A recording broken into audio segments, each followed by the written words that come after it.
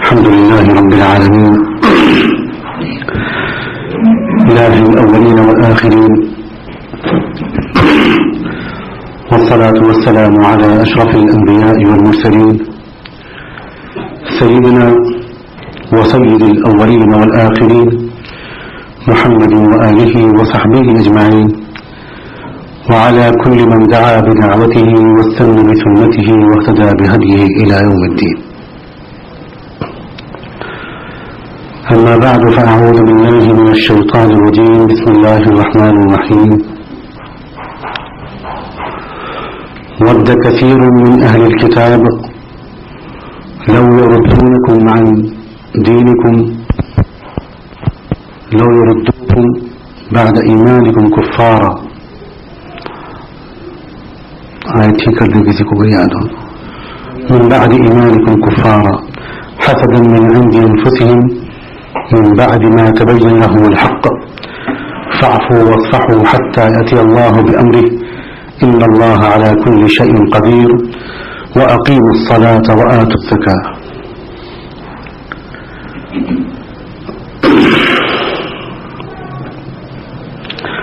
قابل احترام حضرات علماء کرام اور قابل قدر دوستوں اور ساتھیوں،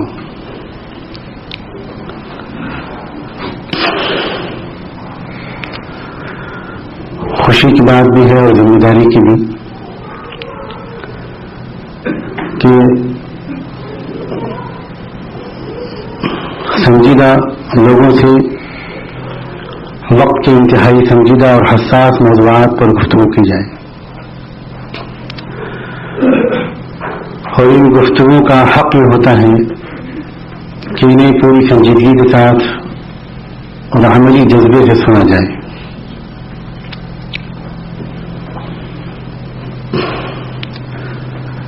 ابھی بھی میرے دل میں ایک آیت آئی جس کی روشنی میں مجھے بات کرنے کا ذریعہ دل میں پیدا ہوا.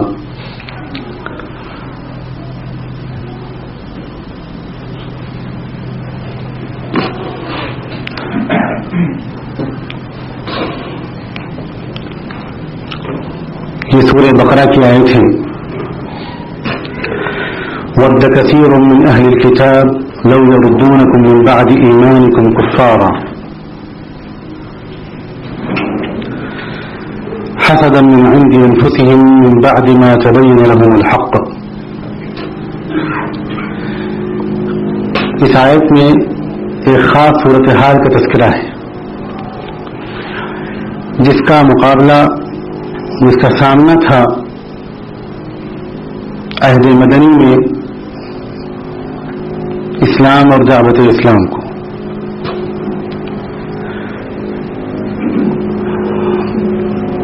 قرآن مجید حالات کے درمیان اور حالات کے متعلق ہدایات پر مشتمل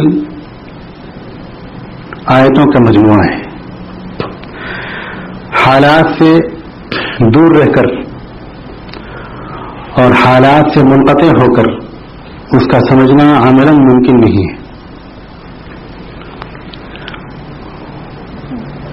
اور اسی لیے اکثر اللہ تعالیٰ نے قرآن مجید کی آیات کچھ واقعات رونما فرمانے کے بعد اور ضرورت پڑنے کے بعد وہ آیات نازل فرمائی. عام طور سے آپ حضرات تفسیر کی کتابوں میں اسباب نزول کے نام سے ایک حقیقت سنتے اور پڑھتے ہیں جن میں ان واقعات کی طرف اشارہ کیا جاتا ہے جو بظاہر سبب بنے ہیں مختلف آیتوں کے نزول کا. میں اسباب نزول کی تشریح صرف سمجھنے اور سمجھانے کے لیے قدر معکوس طور پر کرتا ہوں. یہ کہا کرتا ہوں کہ اللہ تعالیٰ کو کچھ عملی ہدایات دینی ہوتی ہیں جن کی ضرورت اللہ کے علم ازلی میں اس امت کو اس وقت بھی تھی جس وقت قرآن نازل ہو رہا تھا، اور آئندہ قیامت تک کی زندگی میں امت کو مختلف مراحل میں ان ہدایات کی ضرورت پڑنے والی ہے، اس کا بھی علم اللہ کو تھا۔ اور چونکہ انسانی نفسیات ہے اور انسانی فطرت ہے کہ کوئی ہدایت اگر حالات کے درمیان دی جائے اور عملی ضرورت کے درمیان دی جائے، میدان عمل میں دی جائے، تو یہ ایسی ہدایت بہت زیادہ سمجھ میں آتی ہے۔ ضرورت پڑنے سے پہلے کوئی ہدایت اگر دی جائے کہ اگر کبھی یہ ضرورت پڑے تو اس کے لیے ہم پیشگی یہ ہدایت دے رہے ہیں، یا حالات سے قطع نظر ایک محض نظریاتی اور اصولی بات کہہ دی جائے تو اکثر وہ سمجھ میں نہیں آتی، دل پر اثر نہیں کرتی، ذہن نشین نہیں ہوتی اور وقت پر یاد نہیں آتی، جیسا کہ آج کل کی اکثر تقریروں اور تحریروں کا حال ہے۔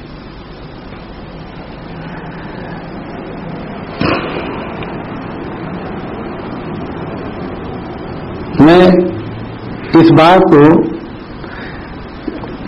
بہت اہم سمجھتا ہوں۔ اسلام اور قرآن اور رسول اللہ صلی اللہ علیہ وسلم کی ہدایات کے بارے میں صحیح تصور قائم کرنے کے لیے، اس لیے اس کو سمجھانے کے لیے ایک مثال بھی دیتا ہوں جو بالخصوص نوجوانوں کی سمجھ میں زیادہ آسانی سے آئے گی۔ میں کہا کرتا ہوں بلا تشبیہ کہ جیسے دو ٹیموں کے درمیان میچ ہو رہا ہو، مثلا فٹ بال کا میچ ہو رہا ہو، اور دونوں ٹیموں کے کوچ یا مینیجرز وہ باہر بیٹھے ہوئے اپنی اپنی ٹیموں کی کارکردگی کو دیکھ رہے ہوں، اور اس وقت ان میں سے کوئی ایک ٹیم کا کوچ یہ محسوس کرتا ہے کہ میری ٹیم کے فلاں کھلاڑی سے فلاں غلطی ہو رہی ہے، اسے اس وقت فلاں ہدایت کی ضرورت ہے، تو اس وقت وہ کوئی پیمفلیٹ نہیں بھیجتا، کوئی مفصل تقریر نہیں بھیجتا مدلل قسم کی، بلکہ وہ پانی کے گلاس کے بہانے لفظ پر مشتمل کوئی ہدایت بھیجتا ہے۔ مثلا وہ محسوس کرتا ہے اگر کہ جتنی سپورٹ فارورڈ لائن کو ہاف لائن سے ملنی چاہیے تھی اتنی نہیں مل پا رہی، تو وہ صرف ایک یہ اشارہ بھیجتا ہے کہ فارورڈ لائن کو سپورٹ کرو، یا مثلا اگر وہ یہ محسوس کرتا ہے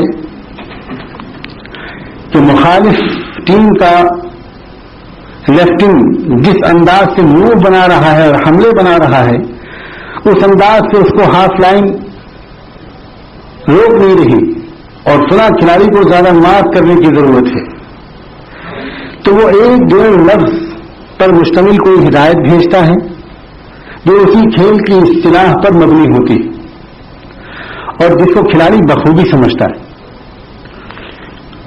وہ یہ نہیں کہتا اس وقت خطبہ مسنونہ پڑھنے کے بعد کہ الحمدللہ نحمدہ ونستعینہ 1969 کے اولمپک میں فلاں غلطی جو تم سے ہو رہی ہے وہ جرمنی کی ٹیم سے ہوئی تھی، اس کے نتیجے میں وہ ٹیم ہار گئی تھی، اس لیے خدا کے لیے اللہ رسول کے واسطے یہ غلطی مت دہرانا۔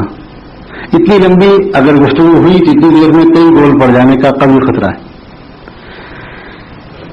نہایت مختصر 100% عملی اور وہ زبان بولی جاتی ہے جو اس کھلاڑی کی سمجھ میں آئے۔ فرض کیجیے صرف یہ کہا گیا کہ لیفٹ ان کو چیک کیے رہنا، تو وہ کھلاڑی سمجھ گیا، اچھی طرح سمجھ گیا کہ کیا مطلب ہے لیفٹ ان کو چیک کیے رہنے کا۔ لیکن اب وہاں پر کوئی وائس چانسلر بیٹھے ہوئے تھے، کوئی عالم دین تھے، کوئی ماہر نفسیات تھے جن کا کھیل کی دنیا سے کوئی تعلق نہیں تھا۔ کئی سال کے بعد انہوں نے کسی اخبار میں پڑھا یا کہیں اور پڑھا یا کسی نے ان کو یہ سوال حل کرنے کو دیا کہ اس کے جملے کا کیا مطلب ہے کہ لیفٹ ان کو چیک کیے رہنا۔ تب سیاق و سباق نہیں معلوم، ماحول نہیں معلوم، حالات نہیں معلوم، ضرورت نہیں معلوم، کھیل کی اصطلاحات نہیں معلوم. اب وہ لوگ بھی تشریح کرنے بیٹھیں گے کہ وہ لیفٹ مانی بائیں، ان مانی اندر چیک کیے رہنا، بائیں طرف اندر روکے رہنا، کیا مطلب ہے اس کا؟ سینکڑوں قسم کے وجوہ پیدا ہوں گے، سینکڑوں احتمالات پیدا ہوں گے. اگر یہ پائلٹ سے کہا گیا ہوگا تو اس کا یہ مطلب ہوگا کہ ہوائی جہاز بائیں طرف کو جھک رہا ہے. اگر یہ کسی پتنگ اڑانے والے سے کہا گیا ہوگا تو اس کا یہ مطلب ہوگا کہ پتنگ بائیں طرف کو گر رہی ہے، وغیرہ وغیرہ. میں یہ بات سمجھانا چاہتا ہوں کہ قرآن مجید کی جو آیات نازل ہوتی تھی، صحابہ کرام مصروف عمل تھے، مصروف جدوجہد تھے، میدان کے لوگ تھے. اس وقت اللہ تعالیٰ کی طرف سے سیدنا محمد رسول اللہ صلی اللہ علیہ وسلم کے ذریعے جو ہدایات انہیں ملتی تھی وہ خالص عملی ہدایات ہوتی تھی، جو عملی لوگوں کو ملا کرتی تھی، عملی زبان میں ان کے سمجھنے میں انہیں کوئی تکلف نہیں ہوتا تھا. یہ فرق ہے ہماری نسل کے قرآن سمجھنے کی کوشش میں اور صحابہ کرام کے فہم قرآن. اس حوالے کے بعد میں یہ بات کہتا ہوں کہ ود کثیر من اہل الکتاب لو یردونکم من بعد ایمانکم کفارا. اس آیت میں ایک صورتحال پہلے اللہ نے بیان فرمائی ہے جس کا براہ راست مقابلہ تھا صحابہ کرام کو، ان کے مردوں کو بھی، ان کی عورتوں کو بھی. اور اس صورتحال کا خلاصہ کیا ہے؟ قرآن کی اس زبان میں جس میں ادنا درجے کا مبالغہ نہیں ہے. ود کثیر من اہل الکتاب، اہل کتاب یہود و نصارہ کی ایک زبردست تعداد ہے، بہت بڑی تعداد ہے جس کی یہ خواہش، جس کی یہ تمنا اور یہ کوشش ہے ان یردوکم من بعد ایمانکم کفارا، لو یردونکم من بعد ایمانکم کفارا، کہ وہ تم کو اس کے بعد تو تم کو اللہ نے ایمان عطا فرما دیا ہے، تم کو پھر سے وہ کافر بنا دیں. یعنی تمہارے اندر ارتداد پھیلانے کی ایک پوری کوشش کی جا رہی ہے اہل کتاب کی ایک کثیر تعداد کی طرف سے. جس قرآن جس تعداد کو کثیر کہہ دے، غور کرنا چاہیے کہ وہ تعداد کتنی ہوگی. کسی اخباری رپورٹر کی رپورٹ نہیں ہے قرآن کا بیان. قلیل کو کثیر اور کثیر کو قلیل کہہ دینا یہ صحافت کا، موجودہ صحافت کا تھوڑا امتیاز ہے. بلا وجہ کسی بات کو بہت زیادہ بڑھا دینا یہ قطعاً قرآن کا مزاج نہیں. کسی ایسی بات کو جس کا نوٹس لینا نہ ضروری ہو اس کا نوٹس لے لیا جائے، اس کو ایشو بنا لیا جائے بہت بڑا، یہ بھی قرآن کا مزاج نہیں ہے. اس کے بہت خلاف قرآن کی تربیت ہے. لیکن غور کیجیے، عہد ہے مدینہ منورہ کا، ہجرت کے بہت بعد کا، جس وقت آیت نازل ہو رہی ہے اور اس آیت میں ایک خاص صورتحال کا بیان ہے. اور وہ صورتحال یہ ہے کہ اہل کتاب کی ایک بہت بڑی تعداد ہے جس کی پوری کوشش یہ ہے کہ وہ جس طرح ممکن ہو سکے تم کو پھر سے مرتد بنا دے. جو تمہیں ایمان ملا ہے سیدنا محمد رسول اللہ صلی اللہ علیہ وسلم کی عظیم کوششوں اور قربانیوں کی بدولت، جو تمہیں دولت ملی وہ تم سے چھن جائے، تم پھر سے وہیں پہنچ جاؤ جہاں سے تم چلے تھے، تمہیں ارتداد میں مبتلا کر دے. یہ صورتحال ہے جس کا قرآن نے ذکر کیا ہے. اس صورتحال کے متعلق اس کے آگے ایک وضاحت نقل ہو رہی ہے اور اس کے بعد اس سلسلے میں کیا کرنا چاہیے اس سلسلے میں ہدایت نقل ہو رہی ہے. ابھی جو ذکر چھڑا موضوع تعلیم کے موضوع کا، اس وقت میرے ذہن میں یہ بات آئی کہ صورتحال کیا ہے، پہلے اس کا ہمارے ذہن میں کنسپشن کلیئر ہونا چاہیے. ہم کس زمانے میں جی رہے ہیں؟ اب میں سے اکثر کو پوری طرح اندازہ نہیں ہے کہ صورتحال ہے کیا. پہلے یہ بات سامنے ہو کہ صورتحال کیا ہے، اس کے بعد یہ قابل گفتگو بات ہوگی کہ اس کا حل کیا ہے، اس کا علاج کیا ہے. اگر صورتحال ہی کا تصور ذہن میں نہیں ہے کہ ہم کن حالات میں ہیں، کیا ارادے ہیں ہمارے دوستوں کے اور کیا ارادے ہیں ہمارے دشمنوں کے، کیا ان کے پروگرام ہیں، کیا ان کے منصوبے ہیں، کیا ان کی تمنائیں ہیں، کیا ان کی آرزوئیں ہیں، ان کی اسکیمیں کیا ہیں. اگر یہ اندازہ نہیں ہوگا تو واقعہ یہ ہے کہ ہم بالکل غفلت میں رہیں گے، اگرچہ سمجھ رہے ہوں گے کہ ہم بڑے باشعور لوگ ہیں. قرآن کی زبان میں قرآن سے زیادہ محتاط، قرآن سے زیادہ یقینی کوئی زبان نہیں ہو سکتی اس وقت کی صورتحال کے بارے میں.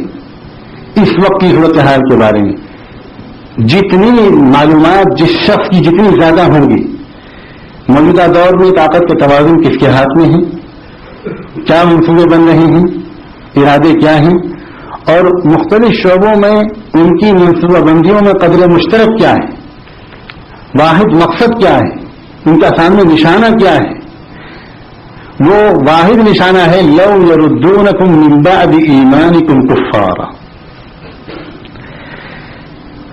جس طرح ممکن ہو سکے اس امت سے جو اب تک نام لیوا ہے محمد رسول اللہ صلی اللہ علیہ وسلم کی، اس امت سے کسی طرح یہ چیز چھین لو. اس کے بوڑھوں کو مرتد نہیں بنا سکے تو اس کے جوانوں کو بنا دو. اس کے غریبوں کو نہیں بنا سکو تو اس کے مالداروں کو بنا دو. اس کے امیروں کو نہیں بنا سکے تو اس کے غریبوں کو بنا دو. اس کے مردوں سے اگر نور ایمان نہیں چھین سکے تو اس کی عورتوں سے چھین لو. اس کی موجودہ نسل سے اگر نہیں چھین سکے تو اس کی اگلی نسل سے چھین لو. اس کو سودی کاروبار میں مبتلا کر کے اس کے اندر سے نور ایمان نکال لو. اس کے بچوں کے لیے وہ نظام تعلیم و تربیت وضع کرو جس کے بعد خود بخود اس کے اندر سے ایمانی طاقت نکل جائے اور یہ تہذیبی ارتداد میں، پھر ذہنی ارتداد میں اور پھر لسانی ارتداد میں مبتلا ہو جائے. خلاصہ ہے اس صورتحال کا بہت مختصر اور آسان زبان میں جس میں اس وقت ہم جی رہے ہیں. واقعہ یہ ہے کہ صورتحال جو کچھ بھی ہمارے سامنے ہے، جو نظام تعلیم بنایا گیا ہے، جس نظام تعلیم کا اس وقت پوری دنیا میں چرچا ہے اور جس پر پورا کنٹرول یونیسکو جیسے ادارے سے ہے، وہ اس نظام تعلیم کا پہلے سے لے کر آخر تک پورا کا پورا نظام وہ دراصل خاص روح پر مشتمل ہے. اس کے کچھ خاص مقاصد ہیں. نظام تعلیم ہو یا اقتصادی نظام ہو یا سیاسی نظام ہو یا اجتماعی نظام ہو، پورا ڈھانچہ ایسا بنایا گیا ہے کہ ایمان کی نشو و نما نہ ہو سکے. ایمان لے کر جو بچہ گھر میں پیدا ہوگا وہ آگے نہ بڑھ سکے، وہ پروان نہ چڑھ سکے، وہ برابر متاثر ہوتا رہے، مطمئن ہوتا رہے. ایسی مشغول زندگی بنا دو کہ ایمان کے بنانے، ایمان کے چمکانے، ایمان کے حاصل کرنے کا وقت ہی نہ ملے. اتنے ٹیکسز لاد دو، معیار زندگی کو اتنا بڑھا دو، اتنی ریس میں لوگوں کو مبتلا کر دو معیار زندگی کو بڑھانے کے سلسلے میں کہ ایک مکان کے بعد دوسرا مکان اور ایک ماڈل کے بعد دوسرا ماڈل، انہیں وقت ہی نہ ملے سنجیدہ مسائل پر غور کرنے کا. حضرت شاہ ولی اللہ رحمۃ اللہ علیہ نے قیصر و کسریٰ کی تہذیب کے بارے میں نہایت عظیم ناقدانہ تبصرہ کرتے ہوئے لکھا تھا کہ قیصر و کسریٰ کی تہذیب میں لوگوں کو اس قدر بوجھ لوگوں پر ڈال دیا گیا تھا معاشیات کا، اس قدر ٹیکسز تھے، اتنے لوازم اور واجبات تھے، اتنی ذمہ داریاں تھیں اور ایسا معاشرہ تھا کہ انہیں وقت ہی نہیں تھا، موقع ہی نہیں تھا اس بات کا کہ وہ ایمان کی دنیا کو بھی آباد کریں، دل کی دنیا کو بھی آباد کریں، کچھ روحانیت سیکھیں، کچھ تہذیب سیکھیں، کچھ سنجیدہ اور اچھے اور پاکیزہ مقاصد کے لیے سنجیدہ اچھے اور پاکیزہ ماحولوں کو تلاش کریں. انہیں وقت ہی نہیں تھا. جو بات شاہ صاحب نے قیصر و کسریٰ کے نظام کے متعلق لکھی تھی بہر صادق ہے، بمزید اضافے کے ساتھ موجودہ زمانے کے ماحول پر. ایک عجیب و غریب ریس ہے، ایک عجیب و غریب بے برکتی ہے اور ایک عجیب و غریب مشغولیت ہے کہ صبح سے رات تک آدمی مشغول ہے، گھر بار سے دور ہے، غیر فطری زندگی گزارنے پر بخوشی آمادہ ہے اور عجیب غریب اس کی تفصیلات ہیں. آپ عملی دنیا میں عملی طور پر اس دنیا سے گزر رہے ہیں، زیادہ تفصیل کی ضرورت بھی نہیں ہے. یہ تو میں نے ایک شعبے کی طرف اشارہ کیا ہے. یہ حال تعلیم کا ہے. آپ کا بچہ جب انگریزی کی کتاب پڑھے گا تو وہ جب الفابیٹس پڑھتا ہے تو وہ پی فار پگ کیوں پڑھتا ہے؟ کیوں آخر یہ پی فار پین نہیں ہو سکتا؟ لیکن وہ نہیں، پی فار پیج ہی پڑے گا. یونیسکو کی طرف سے جتنی کتابیں منظور ہوتی ہیں ان میں پی فار پیج ہی پڑھایا جائے گا. کہ کیوں بھائی؟ ان کا خاص مقصد ہے. وہ اس تحریر سے جس میں ریڑھ کی ہڈی کی حیثیت رکھتے ہیں جناب پک صاحب، وہ اس سے دستبردار ہونے کو تیار نہیں، اور وہ شروع سے بچے کے دل و دماغ میں اس سے خاص قسم کا انس ڈالنا چاہتے ہیں. اور یہ میں نے بہت معمولی مثال دی. علم کی کیا تعریف کی جاتی ہے؟ موجودہ زمانے کی جتنی ڈکشنریز لے لیجیے آپ، جتنی انسائکلوپیڈیاز لے لیجیے، ایجوکیشن کی جتنی کتابیں لے لیجیے، ماہرین تعلیم کے جتنی کوٹیشنز لے لیجیے، جو بھی تعریف ہوگی علم کی اس میں خاص بات یہ ہوگی کہ علم اس کو کہتے ہیں جو محسوس کے دائرے کے اندر آئے. عربی کی یہاں کتابوں میں عام طور سے جو پڑھایا جاتا ہے یا یہاں یا کہیں بھی عام طور سے عربی کے جو اصطلاحات ہیں، شاید یہاں زیادہ تر وہ لوگ جو عربی کے کورس جن کے پڑھائے جاتے ہیں، اس میں العلم ما خضع للبحث والتجربہ، المعرفۃ ما خضع للبحث والتجربہ، یہ تعریف نقل کی جاتی ہے. مسلمان اور عرب مصنفین بھی نقل کرتے ہیں ماہرین تعلیم کی اس تعریف کو. علم اسے کہتے ہیں جو کہ احساس اور تجربے اور آبزرویشن اور ایکسپیریمنٹ کے دائرے کے اندر آ جائے. اس بنیادی تعریف سے خدا کے وجود کو، غیبیات کو، جنت اور دوزخ کے وجود کو، ملائکہ کو، سمعیات کو، ہمارے عقائد سب کو خارج کر دیا. اور اس کے نتیجے میں ہمارے یہود و نصارہ نے، ان دوستوں نے کیا کیا؟ یہ کیا کہ چونکہ عقیدے کا تعلق، مذہب کا تعلق، اس کا تعلق علم سے نہیں ہے، یہ چیزیں علم سے ثابت نہیں ہیں، یہ سائنٹیفک چیزیں نہیں ہیں، لہٰذا یہ ہمارے کورس سے خارج ہے، یہ تعلیم کے حساب سے خارج ہوں گی. یہ پیرنٹس اپنے اپنے طور پر اس کا انتظام کر سکتے ہیں. اب تو مرحوم ہو گیا وہ سوویت یونین، لیکن کمیونزم کی تاریخ میں جو کتابیں لکھی گئی ہیں اس میں شروع کے زمانے کی تاریخوں میں ایک ہدایت نامے کا ذکر آتا ہے. ایک سرکولر ایشو کیا گیا تھا اسٹالن کی طرف سے، جو چھپا ہوا کتابوں میں موجود ہے. اس سرکولر میں یہ تھا کہ نظام تعلیم کو اسٹیٹ کو 100% اپنے ہاتھ میں لے لینا چاہیے. اس طرح کے پیرنٹس کو اختیار باقی نہ رہے کہ وہ اپنے بچے کو کیا پڑھانا چاہتے ہیں اور کیا نہیں پڑھانا چاہتے. اسٹیٹ کو اپنے ہاتھ میں لے لینا چاہیے. آپ اگر غور کریں تو اسٹیٹ کے دائرے کو اتنا بڑھایا گیا ہے بہت سوچ سمجھ کر.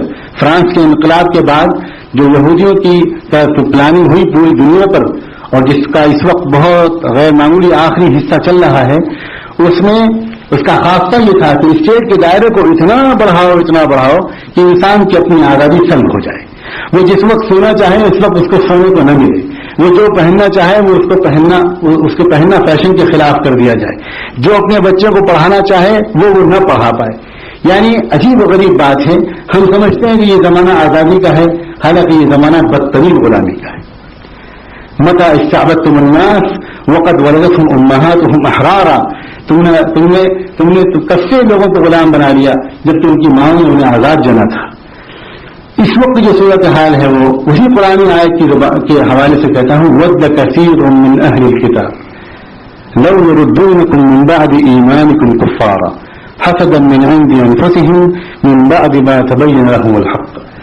اور یہ قرآن مجید نے ایک بات کی وضاحت اور کر دی کہ یہ جو ان کی کوشش ہے ارتداد پھیلانے کی، کسی غلط فہمی کی وجہ سے نہیں ہے، کسی ناواقفیت کی وجہ سے نہیں ہے، بلکہ حاسدانہ جذبے کی وجہ سے ہے. ایک خاص قسم کا حسد ہے اہل کتاب کو، شروع دن سے ہے، جب سے نبوت بنو اسرائیل سے منتقل ہو کر بنو اسماعیل میں پہنچی، اور اس کی عجیب و غریب تاریخ ہے اور وہ اسی وقت سے چلی آ رہی، بہت پرانی ہے. اس کی طرف اشارہ بہت پہلے ہو گیا تھا، ہجرت سے پہلے اس کی طرف اشارہ ہو گیا تھا سورہ بنی اسرائیل میں. اس دن رسول اللہ صلی اللہ علیہ وسلم مدینہ منورہ تشریف لائے. آپ ابھی قباء میں تھے، مدینہ منورہ پہنچے بھی نہیں تھے. ایک بہت اہم واقعہ وجود میں آیا. واقعہ یہ وجود میں آیا کہ پورے مدینہ منورہ کے یہودیوں کا جو سب سے بڑا لیڈر تھا حی بن اخطب، وہ اور اس کا بھائی، یہ دونوں رات کی تاریکی میں قباء پہنچے کہ غور سے قریب سے دیکھیں یہ محمد ابن عبداللہ جو مکے سے آئے ہیں، دیکھیں یہ وہی رسول تو نہیں ہے جن کا ہماری کتابوں میں تذکرہ ملتا ہے اور جن کا ہمیں اور ہماری قوم کو بہت پہلے سے انتظار تھا. یہ دیکھنے کے لیے وہ لوگ پہنچے, دونوں بھائی. 24 گھنٹے انہوں نے وہاں گزارے چھپ کر, اور رات کی تاریکی میں قریب سے رسول اللہ صلی اللہ علیہ وسلم کی شخصیت اور آپ کی معاملات کو دیکھا, اور آپ کے ارد گرد قریب صحابہ کرام کو دیکھا, مختلف علامتوں کو جانچا اور پرکھا, واپس آئے. اور واپس آ کر دونوں بھائیوں نے راستے میں کوئی گفتگو نہیں کی, بلکہ اپنے گھر کے اندر کی کوٹری میں داخل ہوئے اور ان دونوں نے بالکل تنہائی میں ایک گفتگو کی. اللہ کا عجیب انتظام ہے. اس گفتگو کو سننے والی اسی کی بیٹی حضرت صفیہ رضی اللہ تعالیٰ عنہ, جو بعد میں ام المؤمنین اور زوجہ مطہرہ بنی, وہ وہاں پر دیوار کے پیچھے کان لگائے کھڑی تھی کہ یہ ہمارے باپ اور چچا کیا بات کرتے ہیں. اس وقت کہا جا سکتا ہے کہ عملی طور پر یہی وہ گھڑی تھی اور یہی وہ نشست تھی جس میں کہ فیصلہ ہو رہا تھا قیامت تک کے لیے یہودیوں کے اس اسٹینڈ کا جو ان کو لینا ہے اسلام اور نبی اسلام اور دعوت اسلام کے بارے. یہ فیصلہ کن گھڑی تھی. اب ایک بھائی نے, چھوٹے بھائی نے بڑے بھائی سے پوچھا. حی ابن اخطب سپریم کمانڈر تھا, آخری فیصلہ اس کے ہاتھ میں تھا. جو فیصلہ وہ کرتا وہ کم سے کم اس علاقے کے یہودیوں کے لیے لازمی تھا اس کو ماننا. بھائی نے اس سے پوچھا کیا کہتے ہو اس آدمی کے بارے میں, کیا رائے ہے؟ اب تمہاری اب قریب سے دیکھنے کے بعد کیا رائے ہے؟ پوچھا اہوا ہوا, عبارت میں لگ جاتا ہے اہوا ہوا. جب کوئی بہت رازدارانہ اور مختصر بات کرنی ہو تو ضمیروں کا استعمال کیا جاتا ہے, اس میں ظاہر کا استعمال نہیں ہوتا. اشاروں میں بات کی جاتی, مختصر سے مختصر بات کی جاتی. اہو اہو کہ وہی ہے. اب جو جس کو کانٹیکٹ معلوم ہے وہ تو سمجھ جائے گا, جسے نہیں معلوم وہ نہیں سمجھ سکتا کہ اس سے کیا مطلب ہے. حی ابن اخطب نے جواب دیا اے واللہ انہ لہوا, خدا کی قسم یہ محمد رسول اللہ ہے جو آخری رسول ہے, کوئی شک نہیں ہے مجھے اس میں. اب اس نے پوچھا بھائی نے اب بولو کیا حکم ہے؟ تو اس نے جواب دیا ہے عداوتہ ما حیینا, جب تک ہم زندہ رہیں گے اس شخص کے دشمن کی حیثیت سے زندہ رہیں. یہ وہ لمحہ ہے جس لمحے ایک فیصلہ ہوا ہے, اور اس فیصلے کا قیامت تک یہودیوں کے بارے میں اس پر ثابت قدم رہنا یہ قرآن مجید کے نص قطعی سے ثابت ہے. لَتَجِدَنَّ أَشَدَّ النَّاسِ عَدَاوَةً لِلَّذِينَ آمَنُوا الْيَهُودَ وَالَّذِينَ أَشْرَكُوا. یہ وہ قوم ہے, اور بدقسمتی سے, اور صرف بدقسمتی کا لفظ صحیح تعبیر نہیں ہے, صحیح تعبیر نہیں ہے, مختصراً ہم لوگ استعمال کر لیتے ہیں, حالانکہ یہ صحیح تعبیر نہیں. ہماری اپنی کوتاہیوں, بدتدبیریوں, پھوڑپن, ہمارے اپنی تغافل, ہماری اپنی سستی, ہماری اپنی خود غرضی, ہمارے اپنے تفریق و انتشار, ہمارے اپنے بخل, ہماری اپنی بزدلی وغیرہ وغیرہ, ان سب کی وجہ سے پوری دنیا کی قیادت سمٹ کر یہودیوں کے ہاتھ میں آ گئی ہے, اور تمام دنیا کے تمام شعبوں کی تشکیل جو اس وقت رشتہ 2 صدی سے ہو رہی ہے وہ 100% یہودیت کر رہی ہے. کسی اور قوم کو اس میں کوئی اور دخل نہیں ہے. اور یہ بھی اتفاقاً نہیں ہے, سیدنا محمد رسول اللہ صلی اللہ علیہ وسلم اس منزل تک انحطاط سے آگاہ فرما چکے تھے. کتاب الفتن کی بہت سی احادیث ہیں جس میں واضح طور پر اشاروں کی زبان میں یہاں تک امت پہنچے گی اور اس ذلت کے شکار ہوگی, اور اس وقت کیا کرنا چاہیے اس بارے میں اشارات اللہ کے رسول صلی اللہ علیہ وسلم کے اشارات میں, احادیث میں اور قرآن کی آیات میں موجود ہیں. یہ وہ صورت حال ہے جس میں ہم اس وقت ہیں. اب قرآن کی آیت کی طرف پھر رجوع کیجیے. قرآن نے جس وقت یہ کہا تھا اس وقت ان کی سازشیں ہو رہی تھی, قرآن نے اس کا جواب دینے کے لیے کیا طریقہ سکھایا ہے اس وقت جس وقت یہ آیت نازل ہوئی ہے. سب سے پہلے تو ایک جملہ ایسا کہا ہے قرآن نے جس پر چونک جائیں گے ہم لوگ, جو ہماری اکثر کی توقعات کے بالکل خلاف ہوگا, اور ہم میں سے بعض کے موڈ کے اور ذوق کے بھی خلاف ہوگا. لیکن قرآن کے حکم کے سامنے کس کا ذوق اور کس کا موڈ؟ قرآن نے کہا فَاعْفُوا وَاصْفَحُوا حَتَّى يَأْتِيَ اللَّهُ بِأَمْرِهِ. اتنی گرما گرم تمہید کے بعد تو امید تھی کہ یہ کہا جائے گا کہ بس تب ایک نہ بچے زندہ, بہت دن ہو گئے، اب تم مدنی دور میں ہو، تلوار اٹھا چکے ہو، فلاں میدانوں میں ہماری فتح کے، ہماری مدد کے کرشمے دے چکے ہو، لہذا اب تم اپنی تلوار سنبھالو اور ان یہود و نصارا کی گردنیں، بس اور کوئی حل نہیں ہے مسئلے کا. یہ امید کر دی جا سکتی تھی، اور شاید میری تمہید کے بعد یہ ٹیمپو بنا ہو اور یہ امید قائم ہوئی ہو بہت سے پرجوش نوجوانوں کے دل میں کہ اس کے بعد تو اس ہدایت کے سوا کسی اور ہدایت کے دینے کا جواز ہی نہیں. اتنی بھیانک سازش کسی مصنف کے کتاب سے متاثر ہونے والے حلقہ ارادت کو نہیں پہچا رہے تھے یہ لوگ.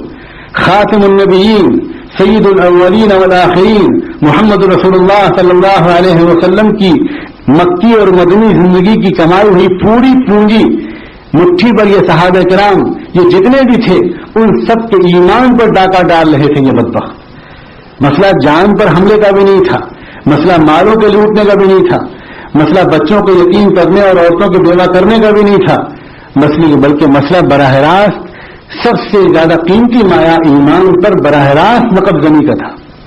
دن کے اجالے میں یہ ایمان پر ڈاکے ڈال رہے تھے.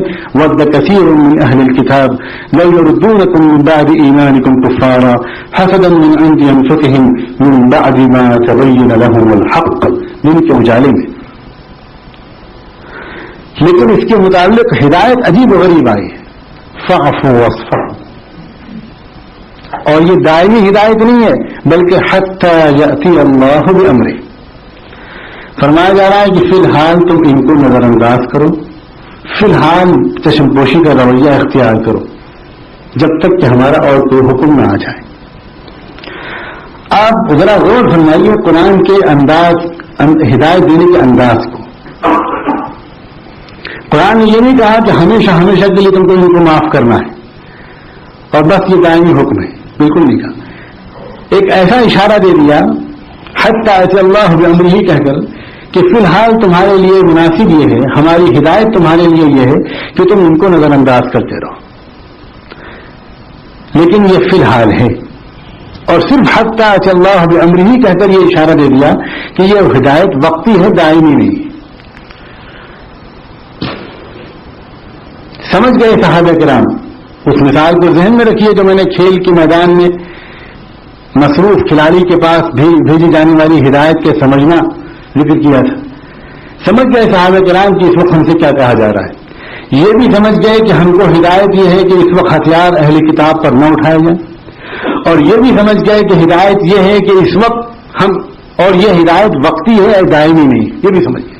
وہ سمجھ گئے کہ ہمیں آئندہ کسی اور موقع کا انتظار کرنا ہے. اور یہ دونوں باتیں صرف ایک لفظ سے سمجھ گئے. اور مجھے بالکل یقین ہے کہ یہ وہ انداز ہے قرآن کا جس سے اپنے تو سمجھ گئے ہوں گے جن کو سمجھنا چاہیے تھا، اور جن کا نہ سمجھنا بہتر تھا ان کے سر کے اوپر سے گزر گیا ہوگا یہ جملہ کہ حتی اتی اللہ بامرہ. ہم لوگ اس وقت جو طرز اختیار کرتے ہیں مجھے درمیان میں یہ کہنے کی اجازت دیجیے کہ اکثر وہ ایسا ہوتا ہے جس سے جن کو سمجھنا ہوتا ہے وہ تو نہیں سمجھتے، لیکن جنہیں سمجھ جانا ہوتا ہے وہ سمجھ جاتے ہیں، وہ سمجھ جاتے ہیں اور چوکنا ہو جاتے ہیں. اس موقع پر میں ایک بات یہ کہنا چاہتا ہوں کہ قرآن مجید میں دونوں قسم کی ہدایتیں موجود ہیں. بعض مقامات پر فرمایا گیا ہے ہتھیار اٹھاؤ، جان لو اور جان دو اور آگے بڑھو، جارحیت کا راستہ روکو، ہرگز اس کو آگے مت بڑھنے دو. اور بعض مقامات پر یہ کہا گیا ہے کہ نہ، اس وقت یہ مطابق مصلحت نہیں ہے، خبردار خاموش رہو، نظر انداز کرو، برداشت کر لو، معاف کر دو.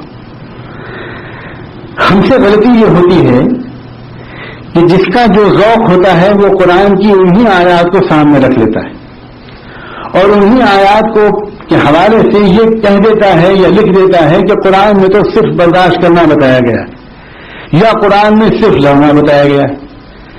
حالانکہ قرآن مجید جیسے کہ میں نے شروع میں کہا تھا کہ حالات کے مطابق عملی ہدایات کا مجموعہ ہے، خیالی باتوں کا مجموعہ نہیں ہے، وعظ و نصیحت کا، بلکہ بالکل عملی ہدایات ہے. یہ کرو، یہ کرو، اس وقت یہ کرو، اس وقت یہ کرو. اور کہیں کہیں صاف اشارہ ہے کہ یہ ہدایت اس وقت کی ہے جیسے کہ ہے حتی کہ اللہ بامری. مفسرین لکھتے ہیں کہ یہ وہ زمانہ ہے جب کہ مشرکین مکہ کے ساتھ مسلح جدوجہد کا آغاز ہو چکا ہے اور بیرونی محاذ کھل چکا ہے اور مشرکین مکہ کے ساتھ جنگیں جاری ہیں. اس وقت کسی بھی طرح یہ بات مطابق مصلحت نہیں تھی کہ اندرونی طور پر مدینہ منورہ میں محاذ کھول دیا جائے. اگر داخلی محاذ میں مسلمان الجھ جاتے ہیں تو یقینی طور پر بیرونی محاذ کمزور ہوگا اور اس سے کفر کو دشمن کو تقویت پہنچے گی. اس وقت مطابق مصلحت یہ بات تھی کہ اس وقت داخلی محاذ کسی بھی صورت عالمگیری کے باوجود نہ کھولنے دیا جائے اور ساری توجہ مرکوز رکھی جائے ادھر. دوسری مسئلہ جس میں یہ بھی لکھی گئی ہے کہ چونکہ ان اہل کتاب یہود و نصارہ پر ابھی حجت قائم نہیں ہوئی تھی اور ابھی یہ اتنے مخاطب نہیں بنے تھے جتنے کہ مکے والے بن چکے تھے, ابھی وہ وقت نہیں آیا تھا کہ ان کے بارے میں ہتھیار اٹھانے کا ہدایت دی جائے. لیکن کیا کیا جائے؟ سمجھ میں آ گئی بات کہ اس وقت ہتھیار نہیں اٹھانا, لیکن پھر کیا کیا جائے؟ ہاتھ پہ ہاتھ بھر کے بیٹھا جائے, اپنی رنگلیوں میں مست ہو جایا جائے؟ نہیں, بالکل نہیں.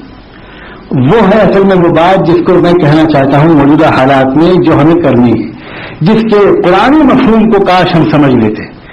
جس سیاق میں قرآن نے یہاں کہا ہے ان اللہ علی کل شیء قدیر, یہ تو اس جملے سے متعلق تھا کہ آگے آنے والے حالات کیسے آئیں گے.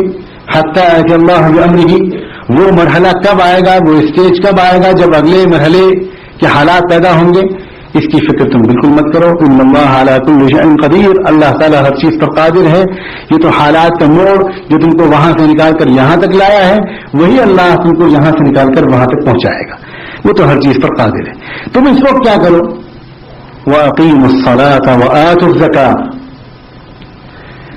اب یہ وہ بات ہے جس کا قرآنی مفہوم کو اگر ہم سمجھ لیتے تو ہماری سمجھ میں آتا کہ اس وقت ہمارے دل میں ہمارا تمام مسائل کا حل ہے کیا. لیکن قرآنی مفہوم کو ہم سمجھتے. سادہ سے ترجمہ ہم جب اس کا کرتے ہیں تو تھوڑا سا آپ کے ذہن میں سوال پیدا ہوگا اور ہونا چاہیے. وَأَقِيمُوا الصَّلَاةَ وَآتُوا الزَّكَاةَ, اگر وہ ترجمہ جو آج کل رائج ہے عام طور پر, اور نماز پڑھو اور زکات دو. آپ غور کیجیے کون سی نئی بات کا حکم ہے. یہ تو صحابہ کرام سے بات کہی جا رہی ہے, کیا وہ نماز نہیں پڑھا کرتے تھے؟ مدنی دور میں ہجرت کے بعد یہ آیت نازل ہو رہی ہے کافی بات. اس وقت ان سے کہا جا رہا ہے اس سیاق میں کہ اہل کتاب یہ سازشیں کر رہے ہیں تو تم ایسا کرو, ان کے سازشوں کے مقابلے میں نماز پڑھو. اگر اقیم الصلاۃ کا صحیح مطلب سمجھ میں نہیں آئے گا تو میں سچ کہتا ہوں کہ شک تک اور طنز و استہزاء تک بات پہنچ جائے گی. سمجھ میں نہیں آئے گا کہ ان سازشوں کے مقابلے کا اقامت صلاۃ سے کا مطلب کیا ہے. سازشوں کے مقابلے میں آپ کریں نماز پڑھو, وہ نماز پڑھنے سے زیادہ تربیت ہوگی, سازشوں کا مقابلہ کیسے ہوگا؟ یہ سوال اسی صورت میں پیدا ہوتا ہے جب ہم اقامت صلاۃ کا نبوی اور قرآنی مفہوم نہیں سمجھ پاتے. اقامت صلاۃ کا ہرگز یہ مطلب نہیں ہے کہ اپنی اپنی نماز پڑھو. ابراہیم علیہ السلام نے جو دعا کی تھی, اپنے بچے اور اپنی بیوی کو بیت اللہ پر لا کر چھوڑا تھا, ربنا انی اسکنت من ذریتی بواد غیر ذی زرع عند بیتک المحرم ربنا لیقیموا الصلاۃ. اے اللہ, میں اپنے بچے اور بیوی کو جو لے کے آیا ہوں یہاں بہت دور سے آ کر آپ کے بیت کے پاس ٹھہرایا ہے بے آب و گیاہ وادی میں, اے اللہ اس لیے ٹھہرایا ہے کہ یہاں اقامت صلاۃ کریں گے. اس کا یہ مطلب نہیں کہ یہاں آ کر نماز پڑھیں گے, نماز تو کہیں بھی پڑھ سکتے تھے. پھر ابراہیم علیہ السلام دعا مانگتے ہیں رب اجعلنی مقیم الصلاۃ ومن ذریتی ربنا وتقبل دعاء. تمام مفسرین لکھتے ہیں کہ یہ من تبعیضیہ ہے, اے اللہ مجھے اقامت صلاۃ کرنے والا بنا دیجئے اور میری کچھ اولاد کو. کبھی آپ نے یہ دعا اپنے بچوں کے لیے کی ہے کہ اللہ میری کچھ اولاد کو نمازی بنا دیجئے, یعنی بقیہ کو کیسے رہنے دیجیے جیسے میں خود ہوں؟ یہ بھی کوئی دعا, یہ کون دعا کرے گا؟ رب اجعلنی, کیا مطلب ہے؟ ابراہیم علیہ السلام مانگ کر رہے ہیں. اقامت صلاۃ کا آغاز ہوتا ہے اپنی نماز پڑھنے سے, بہتر سے بہتر نماز پڑھنے سے, اس سے آغاز ہوتا ہے. لیکن یہ ایک برابر ترقی پذیر محنت ہے, ایک برابر ترقی پذیر عمل ہے, اور یہ انفرادی کوشش بھی ہے اور اجتماعی محنت بھی ہے. خلافت راشدہ جن لوگوں کو ملی، جن لوگوں کو اللہ تبارک تعالیٰ نے دنیا میں تمکین عطا فرمائی، سلطنت عطا فرمائی، اقتدار اور اختیار بخشا، جن کے بارے میں قرآن نے کہا الذین ان مکناہم فی الارض اقاموا الصلاۃ وآتوا الزکاۃ، جن لوگوں نے جن کو ہم نے دنیا میں اقتدار بخشا، انہوں نے کیا کیا، وہ کیا کریں گے، وہ اقامت صلاۃ کریں گے اور ایتاء زکات کریں گے۔ تو اس کا مطلب یہ ہے کہ خلافت ملتے ہی وہ نماز پڑھنے کھڑے ہو جائیں گے؟ وہ نماز تو پڑھ ہی رہے تھے شروع سے اب تک، یہ تو کوئی نیا عمل، کوئی اور اونچی بات ہے، کوئی اس میں اضافہ ہے، ذمہ داری میں کچھ اضافہ ہے، کوئی اور خاص بات ہے جس کو قرآن ادا کرنا چاہ رہا ہے۔ یہ قرآن مجید کا وہ خاص طرز ہے، کاش کہ اس کو قرآن مجید موجودہ زمانے میں جو بالکل ہم سمجھ نہیں پا رہے، زیادہ اہل علم کھولیں اس بات کو کہ ایک ہی لفظ قرآن استعمال کرتا ہے، لیکن وہ اس لفظ کے پہلے سے لے کر آخری درجے تک جتنے بیچ میں منازل ہیں ان سب کے لیے ایک ہی لفظ استعمال کرے گا، اور یہ قرآن کی تشریح کرنے والے کی ذمہ داری ہے کہ وہ یہ محسوس کرے کہ یہ جو لفظ ہے اس سیاق میں یہ کس اسٹیج کے مفہوم کے لیے استعمال ہوا ہے۔ مثلا تقوی کا لفظ ہے، ایک طرف قرآن کہتا ہے الف لام میم ذالک الکتاب لا ریب فیہ ھدی للمتقین، کہ یہ وہ کتاب ہے جس میں کوئی شک نہیں اور یہ رہنمائی ہے متقوی والوں کے لیے۔ ایک طرف یہ آیت ہے گویا اس سے فائدہ ہی اٹھائیں گے وہ لوگ جن میں تقوی ہوگا، اور ایک طرف کہتا ہے لیس البر ان تولوا وجوهکم قبل المشرق والمغرب ولكن البر من آمن بالله واليوم الآخر والملائكة والكتاب والنبيين وآتى المال على حبه ذوي القربى واليتامى والمساكين وابن السبيل والسائلين في الرقاب وأقام الصلاة وآتى الزكاة والموفون بعهدهم إذا عاهدوا والصابرين في البأساء والضراء وحين البأس أولئك الذين صدقوا وأولئك هم المتقون۔ ایمانیات، اخلاقیات، احسانیات، معاملات، سارے شعبوں کا جن میں کمال ہوگا وہ ہے متقی، اور ایک طرف کہتا ہے کہ اس سے قرآن سے رہنمائی ملے گی صرف ان کو جو ہے متقی۔ تو سارے کمال حاصل کرنے کے بعد کیا رہنمائی ملے گی؟ اگر سارے کمال حاصل کرنے کے بعد ہی رہنمائی ملے گی تو پھر رہنمائی شروع کیسے ہوگی؟ کہ وہ بھگوت گیتا اور اشلوک سے ہوگی؟ یہ اسٹیجز ہیں، شروع ہوگی ھدی للمتقین، تقوی کا پہلا اسٹیج ذکر ہے، جس کے بارے میں ہمارے استاد مولانا عویس صاحب فرمایا کرتے تھے اپنے استاد علامہ سید سہارنپور رحمۃ اللہ علیہ کی ایک بات کہ بہت جہاں تتمیز الاشیاء سے بات سمجھ میں آتی ہے، تقوی ضد ہے استغنا کی، اما من اعطى واتقى وصدق بالحسنى فسنيسره لليسرى واما من بخل واستغنى وكذب بالحسنى فسنيسره للعسرى۔ اتقى اور استغنا یعنی بے نیازی برتنا، لاپرواہی برتنا، اس کے جو اپوزٹ چیز ہوگی وہ اسے کہیں گے تقوی۔ تقوی کا پہلا اسٹیج طلب ہونا، جستجو ہونا، تلاش ہونا، ھدی للمتقین۔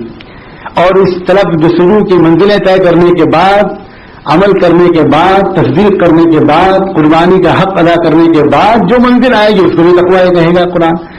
یہی مثال میں دیتا ہوں اس بات کی کہ اقامت الصلاۃ سے آغاز ہوتا ہے جس کوشش کا اپنی نماز پڑھوا کر یا ایھا المزمل قم اللیل الا قلیلا، وہ دراصل ایک بڑی زبردست اجتماعی کوشش ہے۔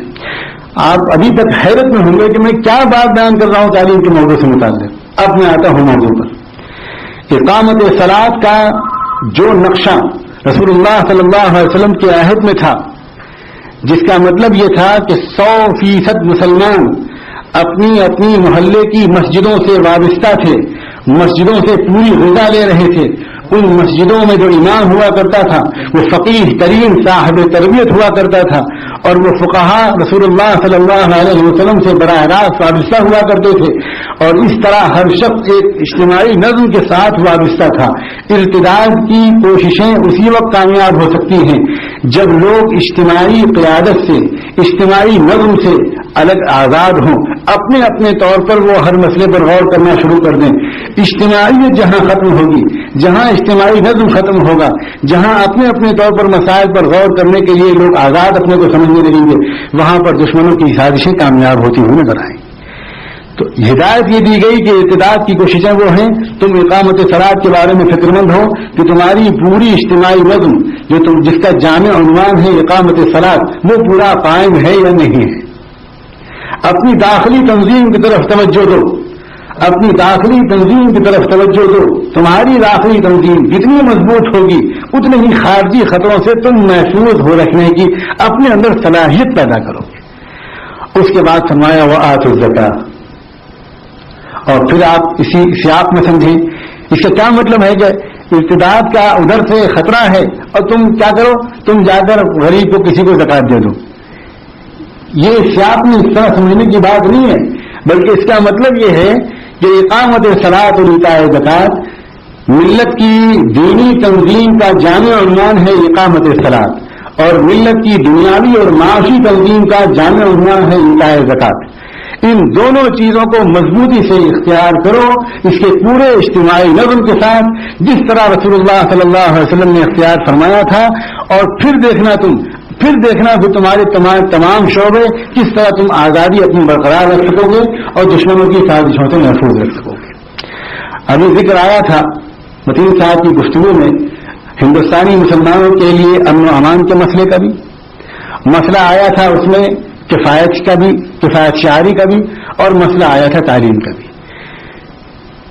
یہاں تک کی گفتگو ذہن سازی کی تھی اور یہی بہت وقت میں نے اس میں لے لیا. اصل مسئلہ ہے اقامت صلاۃ اور ایتاء زکات کے اس نظمی نقشے کی وضاحت کا کہ اس سے کیا کیا کام لیے جا رہے تھے.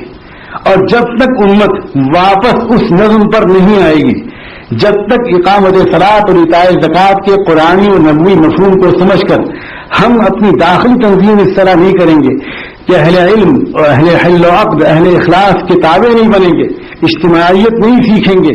جب تک اجتماعیت نہیں سیکھیں گے اور جب تک اجتماعی تنظیم مال کی بھی اور معاشی اعتبار سے بھی اور اخلاقی اور دینی اور عقلی اور فکری اور علمی لحاظ سے بھی جب تک نہیں ہوگی، تب تک ان خطرات سے حفاظت نہیں ہو سکتی.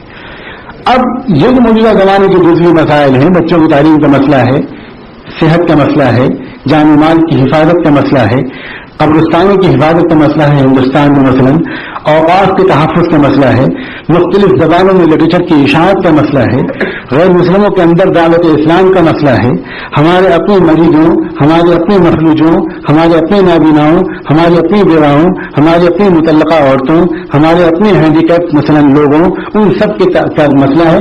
یہ سب کا سب اقامت صلاۃ اور ایتاء زکات کے اجتماعی نظم سے وابستہ ہے. ہمیں ضرورت نہیں پڑتی انشورنس کی ان اسکیموں کی جو اس وقت چل رہی ہیں، اگر اجتماعی زکات کا نظم چل رہا ہوتا ہمیں ضرورت نہیں تھی. ایک پورا متوازی نظام ہمارے پاس بہترین فطری نظام موجود ہے. آپ غور سے فرمائیں زکات کے سلسلے میں اور اجتماعی تعاون کے سلسلے میں کیا اہمیت ہے کہ ابن حزم رحمۃ اللہ علیہ جو عظیم ظاہری امام گزرے ہیں، یہاں تک فتویٰ دیا انہوں نے، اپنی جو کتاب المحلہ میں لکھا ہوا ہے کہ اگر کسی علاقے میں کسی گاؤں میں اگر کوئی شخص بھوک سے مر جائے، فاقے کی وجہ سے مر جائے، تو پوری بستی اور گاؤں والوں پر دیت لازم ہوگی اجتماعی.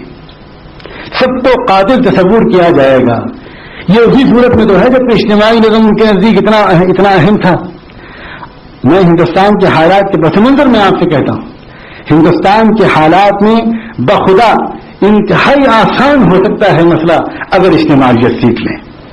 وہ اجتماعیت جو بعض قوموں میں، بعض برادریوں میں، بعض حلقوں میں، بعض لوگوں میں اپنی داخلی تنظیم جماعت کی حیثیت سے، تنظیم کی حیثیت سے، قومی حیثیت سے، برادری کی حیثیت سے موجود ہے، اللہ کرے کہ اس طریقے کا استعمال امت کے وسیع دائرے میں ہو.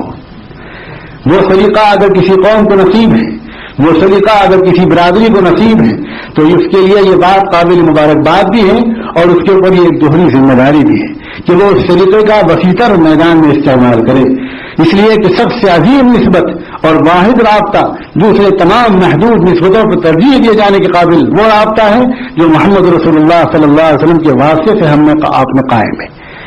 بقیہ تمام واسطوں کے لیے، بقیہ تمام محدود نسبتوں کے لیے، بقیہ تمام محدود رشتوں کے لیے، محدود انتصابات اور انتماعات کے لیے اگر وہ تمام تر کوششیں محدود اور محفوظ رہتی ہیں تو اس کا فائدہ امت کو نہیں پہنچ پائے گا، ملت کو نہیں پہنچ پائے گا، دین کو نہیں پہنچ پائے گا، اور اس کی زد اور اس کی ضرب دشمن پر یعنی کفر پر نہیں پہنچ پائے گی. ضرورت اس بات کی ہے کہ اپنی تمام تر محبتوں کو وسیع کیا جائے امت کے لیے، اور اپنی تمام تر نفرتوں کو مرکوز کر دیا جائے کفر پر، اور اس کے علاوہ آپس میں کبھی منفی تذکرے نہ ہو، آپس میں کبھی منفی بات چیت نہ ہو، ہر ایک کے عیوب کو چھپایا جائے، ہر ایک کے لیے عذر تلاش کیا جائے۔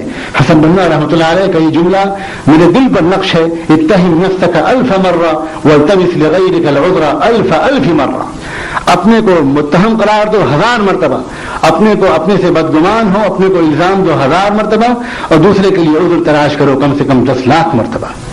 واقعہ یہ ہے ہمارے اندر سب سے بڑی کمی اس کی ہے، ہمارے اندر سب سے بڑی کمی اس کی ہے، ہم غیر ذمہ دارانہ تنقیدیں کرتے ہیں، غیر ذمہ دارانہ مذاق اڑاتے ہیں، بغیر تحقیق کے باتیں نقل کرتے ہیں۔ اللہ تبارک و تعالیٰ اس معاملے میں ہمیں سنجیدگی کی توفیق عطا فرمائے۔ زبان کا استعمال پر کیا ہونے والا ہے آخرت میں اگر وہ یاد رہے تو ملت کی وحدت اس طرح پارا پارا نہ ہو۔ غیبت کتنا سنگین گناہ ہے، اگر وہ یاد رہے تو کسی اتحاد المسلمین جیسی انجمن کی کوئی ضرورت نہ پڑے، خود بخود امت کے اندر وحدت پیدا ہو جائے۔ ہمیں اگر پتہ چلے کہ ایک مسلمان کتنا قابل اکرام ہوتا ہے، کتنا قابل قدر ہوتا ہے، ایمانی نسبت کی عظمت ہم پر کھل جائے، ہم پر عیاں ہو جائے، اور ہمیں قدر آنے لگے اس بات کی کہ ایک ایک مسلمان کی محبت ہمارے دل میں آ جائے۔ اللہ تبارک و تعالی ہمیں فائدہ پہنچائے اس گفتگو سے جو اس وقت ہوئی، جو کچھ نہیں کہا جا سکا اسے آئندہ کبھی اس کی تلافی کی توفیق دے، آپ حضرات کو سنجیدگی سے ان اشارات کو سمجھنے کی، اور آپ کے اہل علم کو آپ کے درمیان آئندہ نشستوں میں ان اشارات کی تشریحات کی توفیق دے۔ یہ ایک امانت کے طور پر میں چھوڑ کر جا رہا ہوں، سامنے کچھ ایسے لوگ بیٹھ گئے تھے جن کی وجہ سے ساری گفتگو علمی ہو گئی، یہ ایک بڑی میری کمزوری ہے، اور اس لیے وہ علمی گفتگو اس سے ایسی ہے کہ میں جانتا ہوں کہ بعد میں ان کے اشارات آپ کو ان کے سامنے اس کے لیے بڑی تشریحات کی ضرورت پڑے گی۔ میری گفتگو کا خلاصہ میں ایک بار پھر دہراتا ہوں، یہ ہے جب تک اقامت صلاۃ اور ایتاء زکوٰۃ، نماز اور زکوٰۃ کے عنوان پر پوری انفرادی اور اجتماعی محنتیں مرکوز نہیں ہوں گی، عملاً محمد رسول اللہ صلی اللہ علیہ وسلم والی امت کے مسائل حل نہیں ہو پائیں گے۔ ادھر ادھر سے عارضی حل قرض لینے کی ہمیں ہرگز ضرورت نہیں ہے۔ ہمارے پاس وہ نظام موجود ہے جس سے پوری معاشی اور پوری اخلاقی تنظیم ہم اپنی کر سکتے ہیں، اپنے بچوں کی تربیت سے لے کر اور اپنے تمام معاشی حقوق کا تحفظ ہم کر سکتے ہیں، بلکہ دوسری کمزور قوموں کی ہم خدمت کر سکتے ہیں، دوسروں کو ہم اٹھا سکتے ہیں۔ ہمارے سامنے مؤلفۃ القلوب کا ایک بہت بڑا مصرف ہے، تالیف قلوب کا ایک بہت بڑا باب ہے، اور ہندوستان میں کروڑ لوگ وہ ہیں جو کچلے ہوئے ہیں اوپر کی ذات والوں کے، اور وہ منتظر ہیں کہ کوئی آئے، کوئی اٹھے، کوئی ان پر محبت کی نگاہ ڈالے، کوئی ان کو دعوت کا مخاطب بنائے، کوئی ان کو اس قابل سمجھے کہ وہ ان کے پاس ان کے گاؤں میں جائے، ان کے دیہاتوں میں جائے، ان کی مجلسوں میں داخل ہو اور وہاں ان سے محبت کے ساتھ باتیں کرے۔ اس کے لیے ہمیں جفاکشی کی عادت سیکھنی ہوگی، سادگی کی عادت سیکھنی ہوگی، اللہ کے بندوں سے گفتگو کرنے کا طریقہ سیکھنا ہوگا، اللہ کی مدد کھینچنے والی دعائیں سیکھنی ہوں گی۔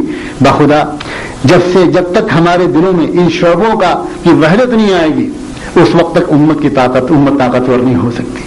یہ بڑی بدقسمتی ہے۔ میں اکثر اپنے یہاں کہا کرتا ہوں، جو لوگ اجتماعی خدمت کے جذبہ رکھتے ہیں وہ عبادت اور دعا میں کمزور نظر آتے ہیں، جو عبادت اور دعا کا سلیقہ رکھتے ہیں وہ اجتماعی خدمت کے جذبے سے محروم نظر آتے ہیں۔ یہ کیا بات ہے؟ یہ ادھوری کوشش کب تک چلے گی؟ یہ جب تک ادھوری کوشش ہوتی رہے گی پورا دین زندہ نہیں ہو پائے گا اور کفر پر بھرپور ضرب نہیں پڑ پائے گی۔ ضرورت ہے اس بات کی کہ جہاں سے جو چیز ملے وہ لی جائے۔ میں آخر میں ایک جملہ ذی استعداد لوگ اس میں موجود ہیں ان تک امانت کے طور پر چھوڑ کر جاتا ہوں، ایک اللہ کے عارف بندے کا ایک جملہ، ایک اللہ کے جو کم سے کم میرے گمان کے مطابق نہایت فہیم بندے کا ایک جملہ جو انہوں نے ایک عالم دین سے کہا تھا، جو اپنی زندگی کے ایک خاص دور سے گزر رہے تھے، اپنی فکر کے خاص اسٹیج سے گزر رہے تھے۔ ایک عارف اور فہیم بندے نے کہا تھا، مولوی صاحب اس زمانے میں ہر دکان پر ہر سودا نہیں ملا کرتا، جو چیز جہاں سے ملے لے لینی چاہیے اور شکر گزار ہونا چاہیے۔ مولوی صاحب اس دنیا میں ہر دکان پر ہر سودا نہیں ملا کرتا، جو چیز جہاں سے ملی لے لینی چاہیے اور شکر گزار ہونا چاہیے۔ کامل کے انتظار میں عمر عزیز کو ضائع کرنا کہاں کی دانش مندی ہے؟ اسی کو سوچیں آپ۔ میرا ایک طالب علم کی حیثیت سے وجدان ہے کہ امت کے جتنے بھی حلقے کام کر رہے ہیں، جتنی بھی محنتیں، تحریکیں اور کوششیں چل رہی ہیں، سب کے پاس کچھ ایسی خوبیاں ہیں جو دوسرے کے پاس نہیں۔ اگر کوئی یہ دعویٰ کرتا ہے کہ ہمارے پاس سب کچھ ہے، تو کم سے کم درجے کا لفظ میرے پاس اس کے بارے میں یہ ہے کہ وہ ملت کی وسیع ترین ضرورتوں سے اور اپنی لمیٹیشن سے واقف نہیں، اپنی حدود سے واقف نہیں اور ملت کی وسیع ترین ضرورتوں سے واقف نہیں۔ اللہ کا یہ عجیب انتظام ہے کہ مسلمانوں کی خدمت کے لیے جتنے شعبے درکار ہیں، ان سب شعبوں کی طرف خدا نے کسی نہ کسی کو توجہ کر دیا ہے۔ اور میں تو قرآن کی آیت سے استدلال کرتا ہوں، قرآن کی وہ آیت جس کو لوگ منفی مفہوم میں ہم لوگ پڑھا کرتے ہیں عام طور پر، کل حزب بما لدیہم فرحون، کہ ہر گروہ خوش ہے اس چیز پر جو اس کے پاس ہے۔ میں یہاں سے ایک تعلیمانہ بات کرتا ہوں، بما لدیہم، اس کا مطلب ہے کچھ ہے ان کے پاس۔ بما لدیہم کا مطلب یہ ہے کہ سم تھنگ از دیئر، کچھ نہ کچھ تو ہے ہی ہے۔ اگر کچھ بھی نہیں ہوتا تو بما لدیہم تو قرآن کہیں نہیں لگتا تھا۔ غلطی کیا ہو رہی ہے، وہ کچھ ہے، جس کچھ کو وہ کل سمجھے ہوئے ہیں، وہ قسم میں جز ہے، وہ کل نہیں۔ غلطی یہ ہے، قرآن یہ نہیں کہہ رہا کہ کسی کے پاس کچھ نہیں ہے، قرآن یہ کہہ رہا ہے کہ سب کے پاس کچھ ہے لیکن وہ کل نہیں ہے۔ سارا مسئلہ یہ ہے اس وقت، لَتَتَّبِعُنَّ سَنَنَ مَنْ كَانَ قَبْلَكُمْ شِبْرًا بِشِبْرٍ وَذِرَاعًا بِذِرَاعٍ۔ اس نبوی آگاہی کی وجہ سے اور اس کی روشنی میں آج امت کو بھی بالکل وہی تنگی اور وہی تعصبات آ گئے جو پچھلی قوموں کے بارے میں قرآن نے نقل کیے تھے۔ خوب اچھی طرح ذہن میں بٹھا لیجئے، یاد رکھیے، مجھے نہیں معلوم بٹکل کا علاقہ جنوبی ہندوستان کا علاقہ ہے اور بعض خصوصیات کے لحاظ سے ہندوستان میں بہت انفرادیت رکھتا ہے۔ میں اس جگہ کے بارے میں تو نہیں کہتا، لیکن بحیثیت مجموعی پورے ہندوستان کے بارے میں ایک بات کہتا ہوں، ہندوستان کے خمیر میں بت پرستی داخل ہے۔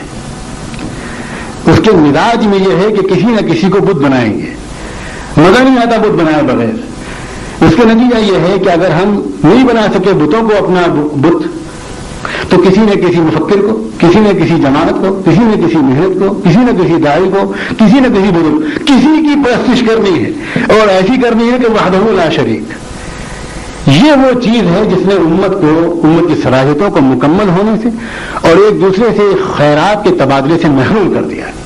خدا کی قسم، آخری اور پرفیکٹ رہنما کی حیثیت سے اور مکمل رہنما کی حیثیت سے صرف اور صرف مقام سیدنا محمد رسول اللہ صلی اللہ علیہ وسلم۔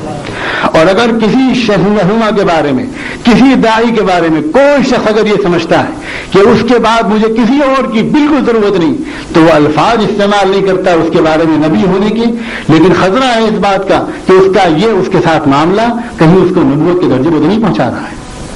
اور یہ بات میں اپنی طرف سے نہیں کہہ رہا ہوں، یہ دو عظیم داعیوں کی آپس کی گفتگو کا ایک باب ہے۔ جس وقت شاہ اسماعیل شہید رحمۃ اللہ علیہ اور سید احمد شہید رحمۃ اللہ علیہ، آپ جانتے تھے سید احمد شہید عالم دین نہیں تھے باقاعدہ، لیکن اللہ نے ان سے بڑا کام لیا، اور شاہ اسماعیل شہید عالم تھے اور اس کے باوجود سید احمد شہید سے بیعت ہوئے تھے۔ ایک مرتبہ سید احمد شہید رحمۃ اللہ علیہ نے پوچھا شاہ اسماعیل شہید کہ آپ نماز میں رفع یدین کرتے تھے، آج کل میں دیکھ رہا ہوں آپ نے چھوڑ دیا، کیوں چھوڑا آپ نے رفع یدین؟ تو شاہ اسماعیل شہید بولے کہ چونکہ آپ نہیں کرتے ہیں اس لیے میں نے رفع یدین فی الحال چھوڑا ہے، اور ایک سنت کو چھوڑ کر دوسری سنت ہی تو اختیار کی ہے۔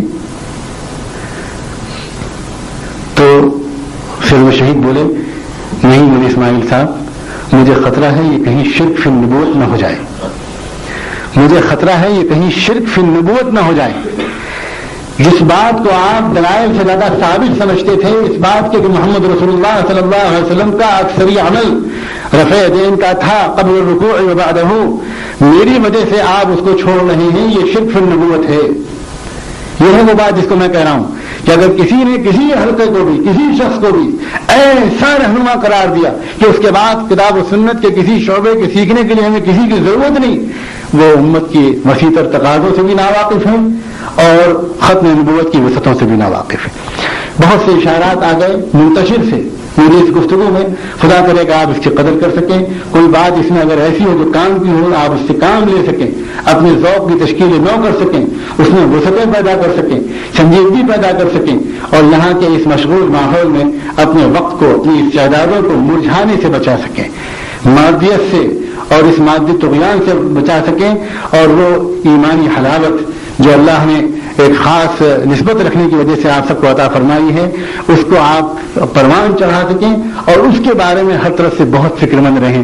وآخر دعوانا ان الحمدللہ رب العالمین۔ سوال ہے عام طور پر جو اٹھایا جاتا ہے دینی مدارس کے سلسلوں میں کہ دینی مدارس میں عصری تعلیم نہیں ہوتی، جس کی وجہ سے نامکمل ہے، بس ہمارے سامنے ندوۃ العلماء ہے، جامعہ ہے، اس میں کچھ تعلیم ہوتی ہے لیکن اس کے باوجود ضرورتوں کو پورا نہیں کرتی، تو دینی اور عصری تعلیم کو ملا کر لے چلنے کے سلسلے میں آپ کے سامنے کیا تصورات ہیں؟ کچھ اگر واضح ہے۔ گھاٹے کے لیے تیار نہیں۔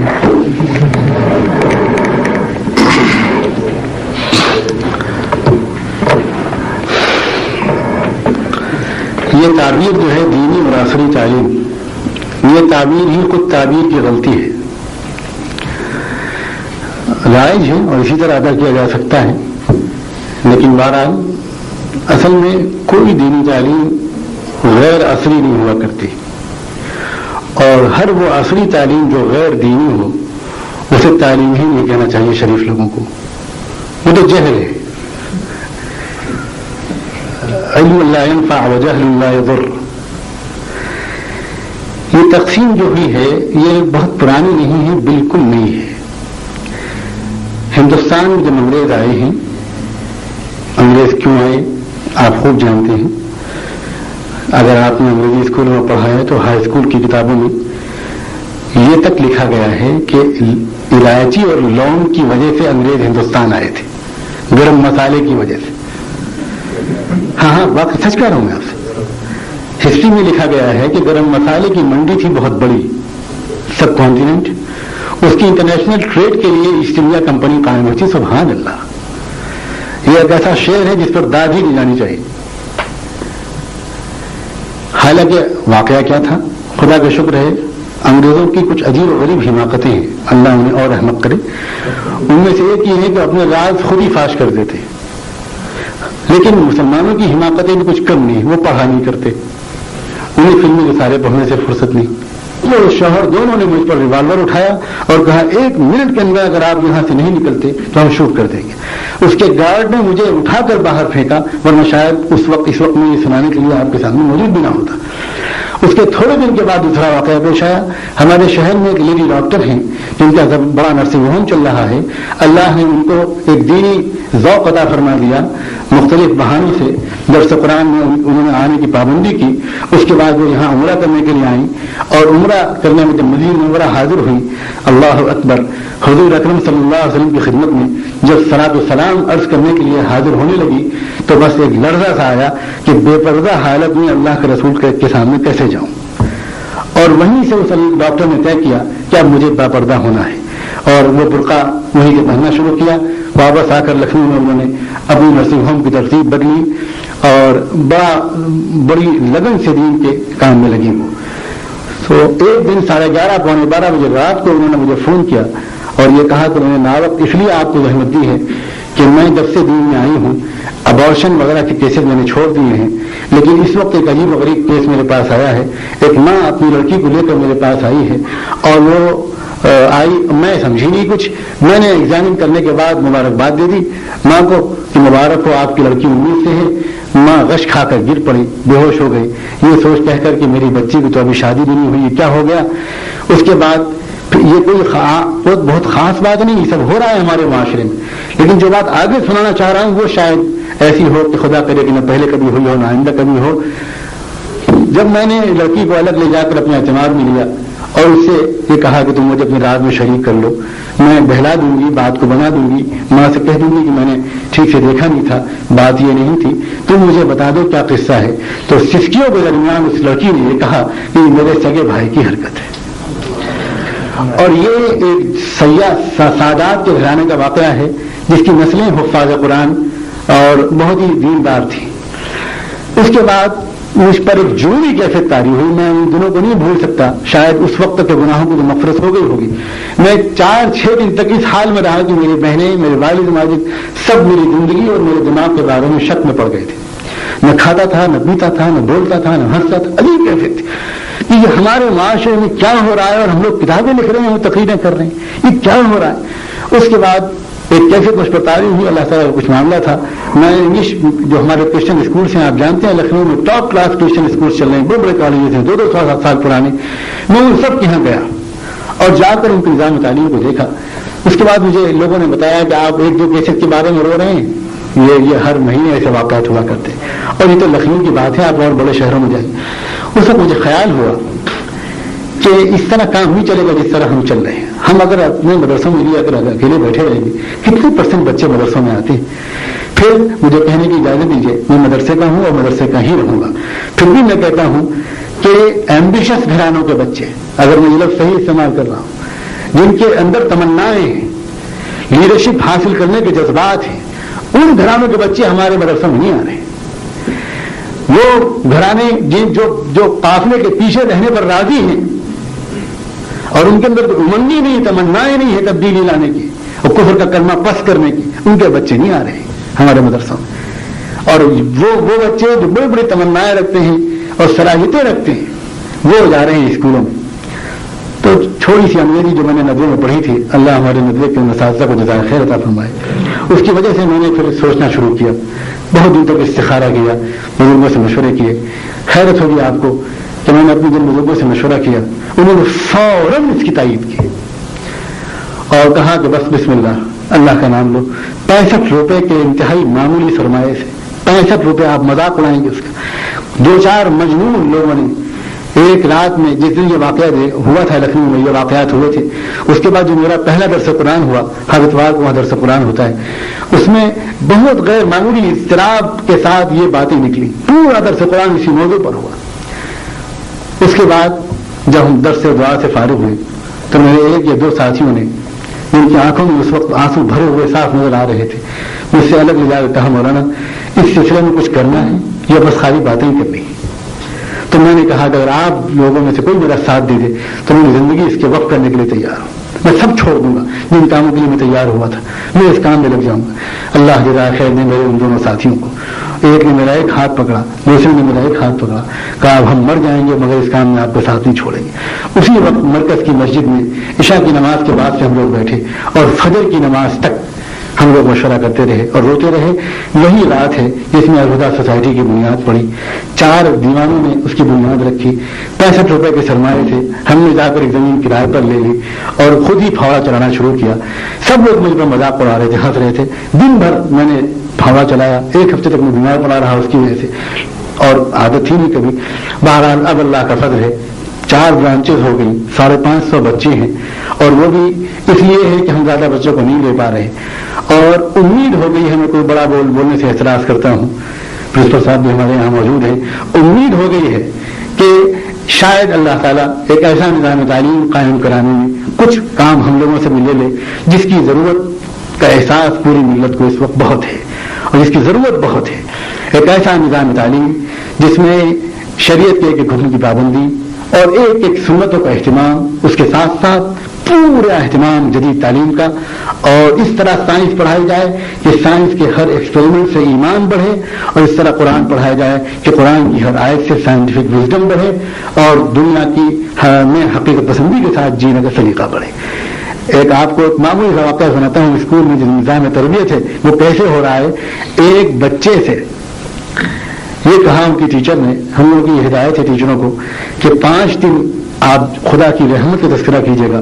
آپ شاید واقف ہوں عیسائی اسکولوں میں لو لو لو لو مرسی کا کتنا تذکرہ کیا جاتا ہے کہ بچے کے ذہن میں ایک پیار بھرا تصور آ جاتا ہے خدا کا. اور ہمارے ہاں مرغا بناؤ, مارو, پٹکو, اٹھاؤ, اور بقول شخص مولوی صاحب ہڈی ہماری ہے باقی سب آپ کا ہے. بچوں کو جب حوالے کرتے ہیں کسی استاد کے تو یہ جملہ کہتے ہیں کہ ہڈی تو ہماری ہے باقی سب آپ کا ہے. تو بہت فرق پڑتا ہے. تو اس بچے سے جب یہ کہا, یہ ٹیچروں کو یہ ہدایت ہے کہ آپ اس کا جنت کا تذکرہ جو ہے وہ صرف 5 دن کیا کیجیے اور دوزخ کا تذکرہ 1 دن کیا کیجیے. تاکہ بچوں کے اندر جنت کا تذکرہ جو ہے شوق زیادہ بڑھے، اللہ کے پیار زیادہ بڑھے. تو ٹیچر نے کس طرح تذکرہ کیا دوزخ کا، بچوں کو کس طرح سمجھایا. ایک لیمپ جلایا اپنی ٹیبل پر، اور لیمپ جلانے کے بعد ایک بچے کو بلایا، کم کلوزر، اور قریب آؤ قریب آؤ، اور اس کے بعد کہا کہ پٹ یور فنگر، ابھی انگلی رکھو. اب جو انگلی قریب ہے تو بچے نے کہا بہت گرم ہے. تو ٹیچر نے بتایا کہ دیکھو اگر اس چھوٹے سے لیمپ کی آگ ایسی گرم ہے تو بولو دوزخ کی آگ کیسی ہو. پھر یہاں سے اس کو سمجھایا کہ بھائی نماز اگر نہیں پڑھو گے تو دوزخ میں اسی طرح ہم لوگ جلائے جائیں گے. اس چھوٹی سی بچی نے 4 سالہ بچی نے ایک بڑا معصوم سوال کیا. اس نے کہا کہ تو مس میری ممی بھی دوزخ میں جلائی جائیں گی، وہ تو نماز نہیں پڑھتی. اس کا جواب ٹیچر نے نہیں دیا، اور اگلے دن مجھ سے پوچھا کہ میں کیا جواب دوں. میں نے کہا کہ بہت اچھا کیا آپ نے، آپ یہ کہیے کہ بیٹی یہ تو ہو ہی نہیں سکتا کہ تمہاری ممی نماز نہ پڑھتی ہو، یہ تو ہم مان ہی نہیں سکتے. کوئی مسلمان ہو اور نماز نہ پڑھے یہ ہم نہیں مان سکتے. البتہ یہ ضرور ہے کہ فجر کی نماز جب وہ پڑھتی ہیں تو تم سوتی رہتی ہوگی، ظہر اسکول ٹائم میں پڑھتی ہوں گی، اثر اس وقت پڑھتی ہوں گی جب تم اپنا ہوم ورک کر رہی ہو یا کھیل رہی ہو گارڈن میں، اور مغرب اس وقت کرتی ہوں گی جب تم اپنا گارڈن میں کھیل کر آئی بھی نہیں ہوگی، اور تمہارے ہوم ورک کرانے کے بعد تمہارے ڈریس کو پریس کرنے کے بعد جب تم کو سلاتی ہوں گی اس کے بعد ہمیشہ پڑھتی ہوں. تو یہ تو ہو ہی نہیں سکتا. تو اتنا کرو، ممی سے جا کے یہ کہنا کل کہ ممی اب جب آپ نماز پڑھیں تو ایک وقت کی نماز میں ہمیں اپنے ساتھ لے لیجیے گا، اس لیے کہ اسکول میں نماز سکھائی جاتی ہے اور ہم سیکھ نہیں پاتے، وہاں ہوتا ہے ٹائم شارٹ. جب بچی نے ماں سے یہ کہا تو اگلے دن وہ عورت، وہ بھی تو ایمان والی تھی، وہ بھی تو اللہ کے رسول کی امتی تھی، وہ آئی اگلے دن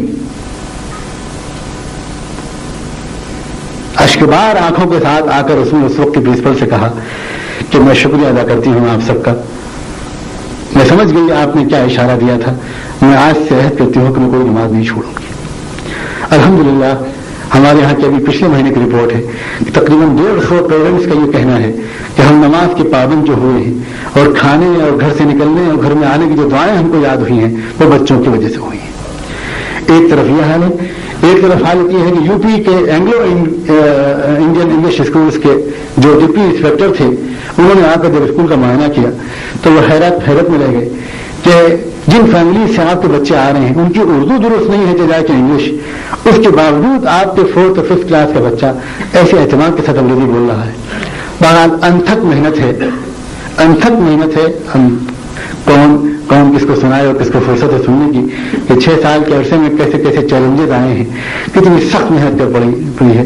لیکن اب دعا کیجیے کہ کام شروع ہو گیا ہے تو اب وہ مرحلے کمال تک پہنچے اور اللہ تعالیٰ اس سے وہ کام لے جس کی لوگوں کو اس سے توقعات ہو گئی ہیں اور جس کی اس وقت ملت کو ضرورت ہے.